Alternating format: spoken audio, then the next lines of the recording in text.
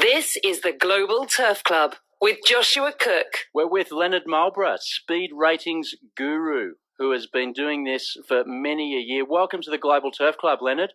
Thanks for having me on. This began, it's a new concept in many ways in relative terms to the Australian racing scene, but on a global scene, speed ratings have been used for many a year. Maybe explain to those that maybe haven't dealt with them a lot, what's the concept when we're talking about speed ratings? Well, I've nominated it as speed ratings in Australia, but it's probably called speed figures everywhere else, and usually the beta speed figures are the beginning and possibly the end with most people when they think about speed figures. I adapted it for Australian conditions once I was actually doing research. I was working at Dalgety Bloodstock, which later got taken over by William Inglis. And we were researching overseas pedigrees and overseas racing. Came across a lot of American races, and with speed figures being quite a big part of American racing, started to wonder why it wouldn't work in Australia. Interesting thing is that Andrew Bayer tried to get it to work outside of America, and he couldn't get it to work. He tried to do it in Europe, and he tried to get it to work in Australia. It wouldn't go. So there was a little bit of adaptation that you needed to do to get it going. But the concept is quite brilliant, really. Just measuring the speed of a horse and using it as pure form. You get a numerical value for a horse, and it's a lot easier than working out of a horse that Bendigo is equivalent to a third at Sandown. What we're talking about is really going from race form opinions and really starting to deal in facts when it comes to assessing a horse. Is that sort of the line you're driving with your work? It's objectivity, yeah. It's comparing like to like. What I've developed are par values or pars all around the world for racetracks and distances that a horse needs to run to a par. And when they run better than par, you end up developing higher speed figures. So virtually what you're looking at is expected times horses to run, and when they're running better than the expected time, obviously they're better than the average. And that's basically what a speed figure is. It gives you a higher value the better than average the horse is. To put something together like this, you've obviously had a broad experience leading up to it. You mentioned being with Dalgety. So for those that aren't familiar with that brand, it's been now since taken over by William Inglis. So Dalgety, massive auction house in Australia, amongst many other things. The work you did for them, well, what kinds of things did you do back in those days? Well, we were virtually doing what William Inglis do now. Actually, it's Dalgety Bloodstock was building a very comprehensive database at the time. It was the early times of computerisation. We were putting everything on. We were just going from cutting and pasting to computerisation. So I was one of the ones doing that. I was in charge of pedigrees there for a little while, but we had a pretty good team there, and actually some of the team are still William Inglis now in Melbourne, so they're still there. So the team's been going on for ages, and it's basically that was putting pedigrees together for auction. So the catalogue that you see is what we were doing. So you would have seen some magnificent careers develop in the breeding barn. I mean, you would have seen the transition from Sir Tristram to Zabeel, from Danehill through to Reduced Choice. I mean, you've seen some remarkable shifts in the sands of breeding in that time. Oh yeah.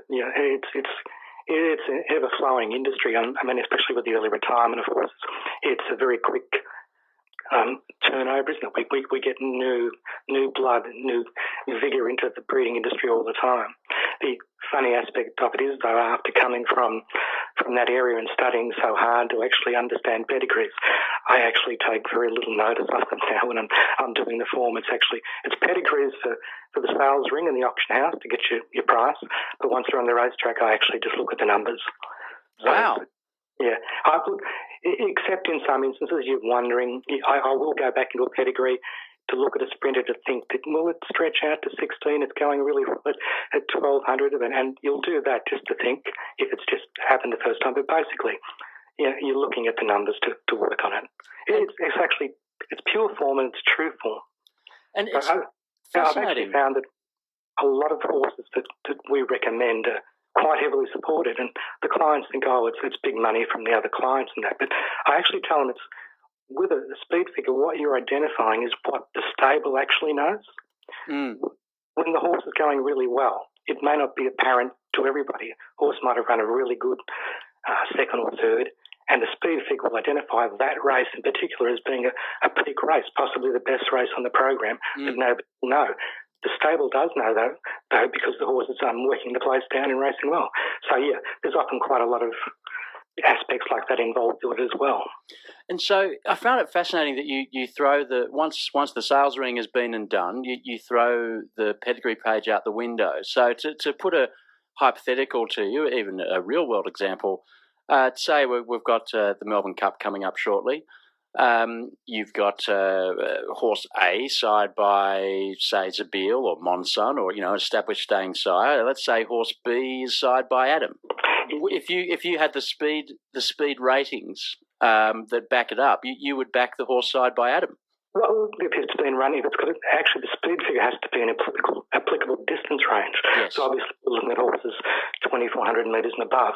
If they're in that area where they're actually unproven, I suppose you're looking at a Mongolian Khan beyond 2,400 metres is what you're probably trying to say, isn't it? Something like that. Mm-hmm. You would actually, there is a little bit of a grey area there. And I do have speed figures for a lot of the Europeans that have come here with numbers for races over 3,200 metres and longer, the Japanese as well. So these are the aspects you bring into it, and you work out. And you look at progressive figures too, because basically going into the Caulfield Cup, I had the two top horses on speed figures were Mongolian Khan and our Idaho. Yes, and he came in at over 7 in the place in the Caulfield Cup. Well, actually, I reversed it wrong. The clients weren't unhappy. I had our Ivanhoe on top from Mongolian Khan. I think a lot of us were starting to think that we might have got the race read pretty well. And actually, he was a hard one to do because one of the places I can't do speed figures for is Germany. I can do France, the UK. I can get some Japan. I need all of the races on the day because to do the proper job, you've got to be comparing everything to everything else. Yes. So it's just getting one time. For instance, a couple of weeks ago, if you have a look at how people sometimes get confused with speed figures, when Casino Dancer ran the really, really quick mile. Yeah, that's right, in ridiculous time. Better than Lucky Hustler did winning the Toorak, wasn't it? It was 6 lengths better. But once you do a speed figure on it, Lucky Hustler comes out 6 lengths superior to Casino Dancer. Now, that's how people get confused with times. Times probably tells you more about how the track is racing on the day, individual horses. You really do need to compare the times across the day over every distance with every horse, and that's the complexity of creating a speed figure. And it actually is not the same as a time recorded. That's why people, in first instance, when I started doing speed figures, or when the concept came to Australia, they didn't understand it because they just think a time's a time's a time. Well, it's not. A time is, but a speed figure is different. And we're getting into the territory also, I guess, of analysing sectional times. And that's another one that, to be honest, I just wave the white flag. When someone starts talking sectionals to me, I must admit there's a part of me that switches off because I just find it too hard. I find there are too many nuances to it. You obviously need a very analytical mind to be able to read sectional times. I think it's almost another language. It's like Braille. For someone like myself and plenty of our listeners who are not sectional gurus, how would you describe the best way to rate sectionals using your system? I don't really use sectional times to the great degree that people would probably think I should or would. Yep. I'm actually looking at the total speed figure. Now, I will go back and look at sectionals in relation to the speed figure the horse ran on the day. See, with sectionals, what you can end up finding is a horse that will actually run a great sectional all the time and run 4th or 5th. Because basically a lot of times sectionals are from horses that haven't done much early and they're doing it late. And what they'll do is run home again and run the good 3rds and 4ths. So the sectional time you're looking for, it's a big speed figure. And actually that shows the true value of a race rather than just the part of the race. But having said that, you do look at the sectionals as well. And especially if a horse is maintaining him for the mid part of the race or putting other horses to the sword early and putting pressure in the race, I'll look at things like that. But just the sectional, no, I don't place too high a value on it. It's got to be part and process of the speed figure itself. Well, this is fascinating stuff for all of us here listening, Leonard. And when we come back, We're going to talk about some of the successes you've had using your system, including a lovely mare by the name of Pinka Pinka. We'll talk about that next. Around Melbourne Cup time, you want quality, and we provide it with these three guests this week. Aqua's farm-based trainer, Brian Guy. I can go out there when I'm out there and just go for a walk down around the paddocks. Oh, yeah, that one's fresh enough. We can put that one back into work. Chicago-based racing blogger, Nicole Newlist. Last year with Adelaide and the Cox Plate, I made sure to watch that, given that he had won the Secretariat stake out my way. And speed ratings guru, Leonard Mulborough. So virtually what you're looking at is expected times horses to run, and when they're running better than the expected time, obviously they're better than the average. Stay the distance with those three guests and your jockey, Joshua Cook, on Turf Club Radio. The Global Turf Club with Joshua Cook on Turf Club Radio. Around the turn, Lion Tamer gone. Jimmy Shoes raced up to Helmet. Pinka Pinka getting into the clear. Jimmy Shoe, the leader, into the straight from Helmet. Then Pinka Pinka rekindled interest. Jimmy Shoe in front. Pinka Pinka coming down the outside. It's Jimmy Shoe tackled by Pinka Pinka. Pinka Pinka's taken the lead. Pinka Pinka in front, and she won it. Pinka Pinka won the Cox Plate from Jimmy Shoe and rekindled interest. And we're with speed ratings guru Leonard Mulborough, who has done some amazing work over the years, coming up with speed figures to help assess performances in premium horse races such as that one you just heard from the Cox Plate of 2011. That was Pinka Pinka, Leonard. You identified Pinka Pinka at 30 to 1 that week as a genuine chance in the race. What were you thinking? Well, it's speed figures again. How you talk about, I don't worry about what the breeding is or what the general consensus of opinion is. If I've got a number on a horse, that's what I validate all my opinions on. Pinka Pinka actually got one of the big numbers. This is something speed figures do. They identify horses that actually win minor races, the provincials. She got a first big speed figure from I think it was a midweek race. Might have been Sandown, I can't remember. But it was a number that identified a horse with a group quality very early on. I labelled her at that stage, and I like doing that if I can, finding a horse very early. And I actually rated her as one of the best fillies around all through her 3-year-old campaign, where people were saying, nah, she's not that good, there's others better. And she was running those great races and not quite winning. Speed figures identify a true ability in a horse. And look, it was an amazing ride that day, admittedly. But in a Cox Plate, you need an amazing ride. You need a great ride. You need everything to go well. And she had the ability to make good use of that and actually win. And she was a favourite mare. Yeah, she was really good. It's like the Cox Plate's been a good race. Adelaide, separate set of speed figures, as I do overseas figures. Adelaide came into last year's Cox Plate with the best speed figures for the race. He was pretty much an unknown. People were sort of knocking him on a poor performance, but the numbers said that if he ran to his peak, he would win. And what an amazing run that was. He had to be at his winner. It was a sensational effort. Yeah. He maintained a run from, I think it was even as far back as the 1,000. And he threw a shoe, I read in the steward's report. Yeah, it was ridiculous what he did. I didn't think he could keep going. I actually didn't think he could maintain the momentum. But he brought a brilliant speed figure in, and actually he left the race with an increased speed figure because the Cox Plate last year was a beauty. So the numbers went up for him as well. And it's the same, this year we're looking at overseas speed figures for the horses engaged in the Cox Plate, which is good because as we're talking about pure form, you look at horses racing overseas and you wonder how they're going to go in Australia. At least I have a measure on them. I know what they've achieved in comparable races, elite races, because we're looking at the same. It's apples and apples we're comparing. They may be in different tracks, but we're comparing the same thing. So I can actually, it's like when Lord and Gord Byron came over here. What did I say? Gordon. Oh, yeah, Gordon Byron, Gordon Lord Byron. Yeah, Gordon Lord. Someone will correct us on Twitter. That's okay. Tongue twister for me right now. But when he won, I think he won the George Ryder when he first came over here. I had him with the best speed figures in that, and he was over 20 to 1 that day. And that was on his a French race we ran third. So, as I said, it's comparing elite races overseas when these horses come over, but it transferred very well across here, and it worked well. So that's why I call it pure form. And it's very interesting.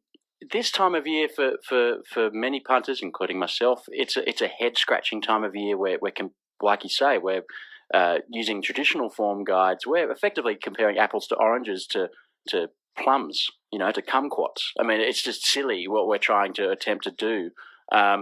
With your system, you'd be rubbing your hands together at times of year like this with so many conferring form lines.